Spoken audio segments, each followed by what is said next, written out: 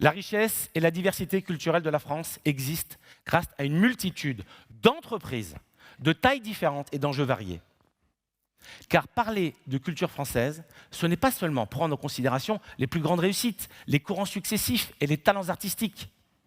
C'est d'abord être capable de soutenir des producteurs qui prennent des risques financiers pour parier sur des artistes novateurs. Plusieurs producteurs se succéderont sur cette scène et en témoigneront. Pour ces entreprises culturelles innovantes, le talent commercial, non seulement s'avère précieux, il est indispensable. Il est consubstantiel à leur existence et à leur développement. Nous allons aujourd'hui découvrir des entreprises dont le rayonnement est pour certaines territorial, d'autres national, voire international. Toutes ont besoin de s'appuyer sur une direction commerciale talentueuse, passionnée et affirmée. L'avenir de notre fonction nécessite de valoriser et d'incarner le talent commercial avec justesse et sans cliché. Pourquoi faudrait-il dissimuler le fait que ce sont les commerciaux qui, pour partie, permettent aux entreprises culturelles de remplir des salles de concert, de cinéma, des théâtres et des musées? Loin du stéréotype au sein duquel on souhaiterait l'enfermer, le commercial d'aujourd'hui est audacieux. Le commercial d'aujourd'hui est en mouvement.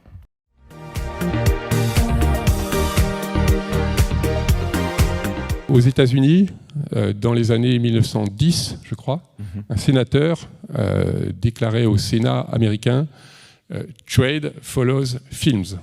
Vendons nos films parce que derrière, ça va nous permettre de faire du commerce.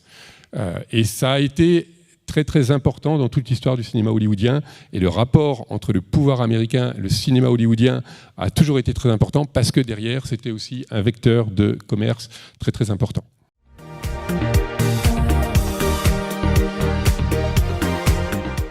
Au niveau de l'emploi, c'est plus de 600 000, 670 000 personnes qui travaillent dans la culture, donc c'est assez considérable. Il y a, en termes de contribution à la valeur ajoutée, 58 milliards, donc plus de 2%, près de 3% même, par rapport à cela. Était évoqué par Jean Muller la dimension de la consommation qui a doublé de 7 milliards à 14 milliards en 25 ans. J'ajouterai un seul chiffre, ou quelques chiffres sur les festivals. Il y a 2600 festivals de musique par an. Au total, 6000 festivals en France. Et 4000 festivals rien qu'entre mai, juin, juillet, août, dont Aix-en-Provence, Cannes et le Festival d'Avignon, qui était implicitement rappelé tout à l'heure également. Et il y a 11 millions de personnes âgées de plus de 15 ans qui fréquentent les festivals. C'est près de 1 sur 5 sur les Français âgés de plus de 15 ans. 19%. C'est donc considérable en termes économiques.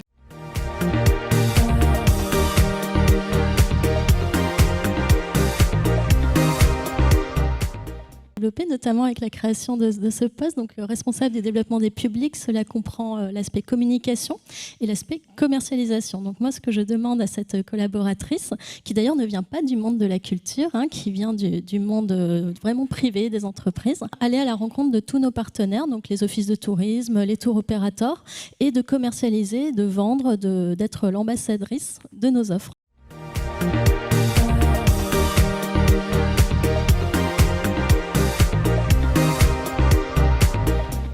Les B2, M2, c'est billetterie, boutique, BB, et les M2, c'est tout ce qui est marque dérivée. Il faut avoir une approche et le mécénat. Et la boutique, j'ai une équipe jeune qui n'avait pas d'expérience du tout, mais ils avaient le sens du contact client, important, le sens aussi de qu'est-ce qu'on transmet. Quand vous venez à Gergovie ou même dans un musée, vous avez envie de prendre quelque chose et les visiteurs qui viennent chez nous, ils ont envie de prendre un peu de terre de Gergovie, un peu d'histoire. Et cette boutique, elle est formidable. Et donc, ils ont créé eux-mêmes un espace qu'ils ont voulu. Alors, on a des arbitrages, toujours. Et aujourd'hui, le chiffre d'affaires de la boutique représente 50% du chiffre d'affaires de la billetterie. Alors, je ne sais pas si vous êtes familier avec les ratios habituels des musées, mais dans les parcs d'attractions, dans les musées, c'est en général 10, 20%, 30% dans le meilleur des cas. 50%, c'est pas mal.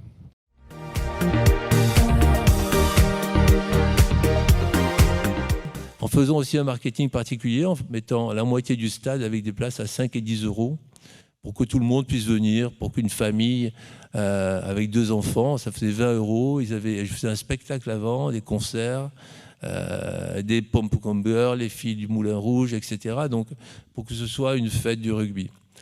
Et ensuite, on a fait aussi ces maillots roses, on a fait les dieux du stade, on trouvait ça marrant. T'es champion, qu'est-ce qu'on fait, Et ça a été un grand succès commercial, ça permettait de financer le club, quoi. Donc,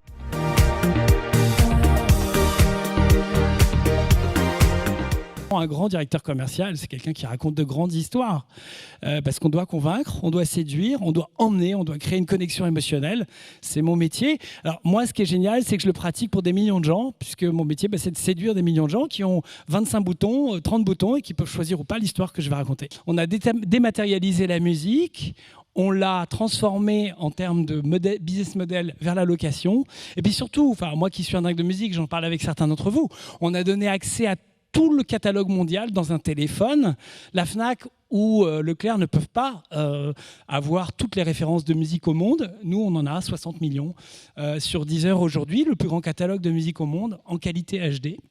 Et donc, c'est une boîte française et je pense que ça, on peut en être particulièrement fier. Je viens de quitter l'entreprise, mais je l'étais pendant 7 ans et je considère que le premier directeur commercial, c'est moi. Déjà, pour être clair, pour moi, un directeur général, il a un directeur commercial, mais s'il n'a pas lui-même la fibre commerciale, c'est compliqué. En tout cas, moi, j'ai toujours été un peu les 2 êtres en un. La fonction commerciale est extrêmement importante, stratégique, fondamentale. Moi, en tant que DG d'une entreprise, c'est au moins la moitié, voire les 2 tiers de mon temps. Ce produit, s'il est bon, il peut parfois être totalement méconnu. Il y a beaucoup de très grandes idées et de grands produits qui sont mésestimés. Et c'est là où la fonction commerciale a un rôle majeur.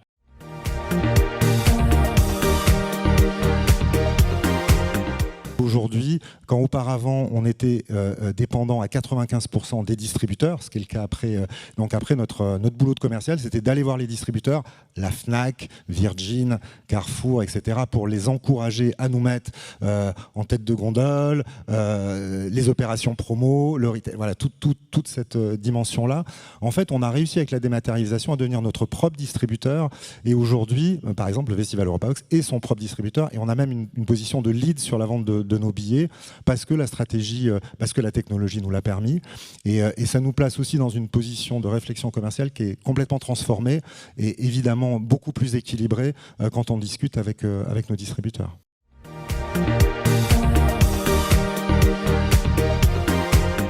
On a 2 types d'interventions en province. Soit on vend nos spectacles. Ouais.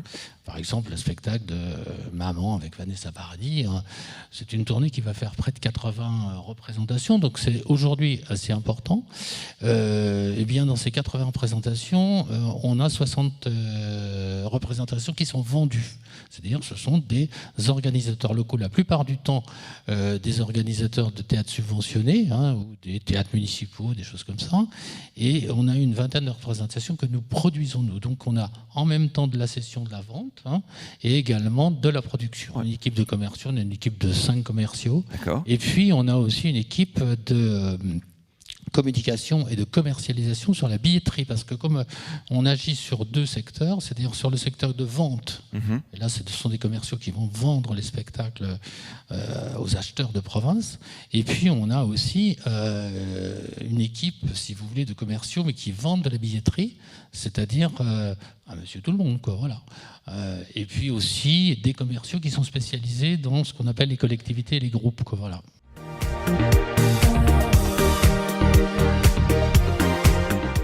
Les clés pour lancer un film et faire, et c'est de la conviction, c'est vraiment aussi une approche pour comprendre quel est le public d'un exploitant à Clermont, voilà, pourquoi ce film ça va bien avec ton public, etc. Voilà. Donc c'est vraiment au cœur de la négo sur les salles. Et puis il y a une autre négo qui est la négo avec les partenaires. Donc voilà, quand on lance Batman, alors vous avez peut-être vu, il y avait dans les magasins des cookies Oreo avec Batman. Voilà. Donc ça fait partie du job de négociation des partenariats qui peuvent être très importants sur un film. Batman, il y avait aussi une marque de voiture. Voilà. Et donc nous, on négocie soit au niveau international, soit au niveau local. des partenaires, et ça nous aide beaucoup pour le film. Ça aide aussi les partenaires, ils en profitent bien sûr. Et donc ça, c'est aussi un aspect un peu méconnu de la négociation. Et donc avec mes équipes, on négocie beaucoup au quotidien ces deals-là. On a tous ces expériences des vieilles salles de cinéma, c'est sympa, on s'assoit, c'est peut-être un peu inconfortable. Aujourd'hui, il y a vraiment des expériences complètement incroyables de cinéma. Il y a des salles qui sont rénovées, il y a des CGR, des Pathé, même des UGC qui investissent en fait dans les salles. Alors je vais vous illustrer ça par une salle qui s'appelle Dolby Cinéma. C'est pas Dolby le son, mais c'est Dolby Cinéma. Donc vous rentrez dans cette salle, il y en a quelques-unes en France. Déjà, vous avez des fauteuils énormes. Alors on se met comme ça, c'est déjà très confortable. Et puis un petit bouton, hop, on est les pieds en l'air. Ah ouais. Alors là, très à l'aise. Voilà, et alors avec son smartphone, on peut commander, hop, il y a quelqu'un qui vient vous servir un petit verre de blanc. Ah bah ça, c'est de l'expérience cinéma. Là, les blancs réagissent. J'étais directeur commercial notamment sur la partie hors foyer chez Coca-Cola. Ça m'a appris beaucoup de choses qui me servent tous les jours.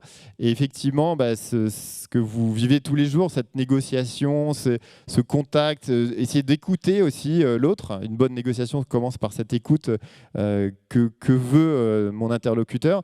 Ça me sert tous les jours. Et encore une fois, la négociation, elle est partout. Elle n'est pas juste dans la fonction commerciale. Et donc, c'est un vrai talent. C'est un talent qui s'apprend beaucoup sur le terrain. C'est un talent qui se travaille beaucoup. Ça ne se reprend pas à l'école non plus. Il faut avoir des bons mentors. J'ai eu la chance d'avoir des gens extraordinaires chez Coca-Cola qui m'ont beaucoup appris. Et vraiment, c'est un des meilleurs passages de ma vie, en tout cas, et que ça me serve tous les jours, vous l'avez compris, pour que les films soient découverts par le public le plus large possible, avec des partenaires, avec le plus grand nombre, en tout cas, en France.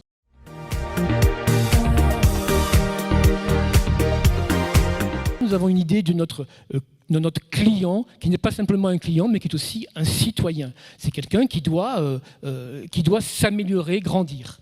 Donc, dès le départ, dans nos magasins, nous avons installé des ateliers qui, dans un premier temps, ont été consacrés aux beaux-arts, aux loisirs créatifs. Et puis, cette notion s'est développée et elle touche maintenant un panel beaucoup plus grand. Et la plupart de nos apprenants, aujourd'hui, sont au niveau dans le domaine de la musique, puisque nous donnons de l'ensemble de nos magasins des cours de piano, de guitare, de batterie, de chant. Nous avons plus de 5000 élèves apprentis musiciens. Il y a un truc qui nous motive, nous, c'est ce qu'on appelle le Amazon Can Do. Ce que Amazon ne sait pas faire. Donc Amazon ne sait pas recevoir des clients dans plus de 100 magasins. Amazon ne sait pas aller sur le domaine de l'apprentissage. Et tout ça nous intéresse beaucoup. Et puis, finalement aussi, ce qui est important, c'est la relation quasi individuelle d'un client avec un libraire ou avec ce qu'on appelle chez nous un passeur de culture, puisque c'est ça fondamentalement que sont là pour nos clients. Nos collaborateurs sont des passeurs de culture. Voilà, la qualité, la différence se fait par la qualité du choix, par la qualité de l'accueil, par la capacité aussi à fidéliser un client, pas par le prix, mais par le service, par le sourire, par le bon conseil. D'où les coups de cœur en librairie.